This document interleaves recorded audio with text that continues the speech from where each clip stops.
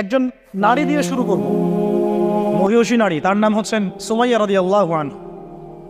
নাম মনে আছে?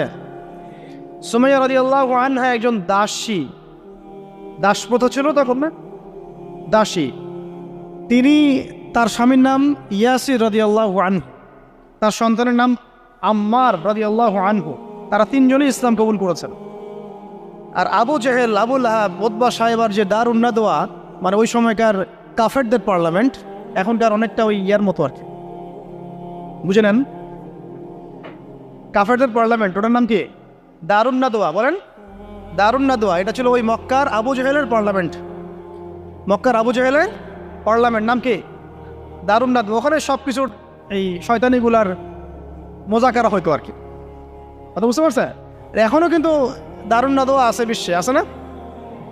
এখন একটা আধুনিক দারুন নাদওয়া, ঠিক আছে?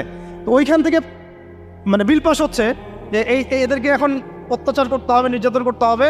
তো সুমাইয়া রাদিয়াল্লাহু আনহাকে একেবারে শুইয়ে দিয়ে পিটাতে পিটাতে এই রোদের মধ্যে একদিকে মারা হচ্ছে, আরেকদিকে বলা হচ্ছে যে মুহাম্মদ সাল্লাল্লাহু আলাইহি ওয়াসাল্লামের এই দিনটাকে অস্বীকার করতে হবে। একটু ধৈর্য ধরেন, জাস্ট অল্প কিছু সময়, আমি শেষ করে দিচ্ছি। এই মুহাম্মদ সাল্লাল্লাহু আলাইহি ওয়াসাল্লামের এই দিনটাকে অস্বীকার করতে হবে, না হলে তোমাকে হত্যা করো। সে তো কোনো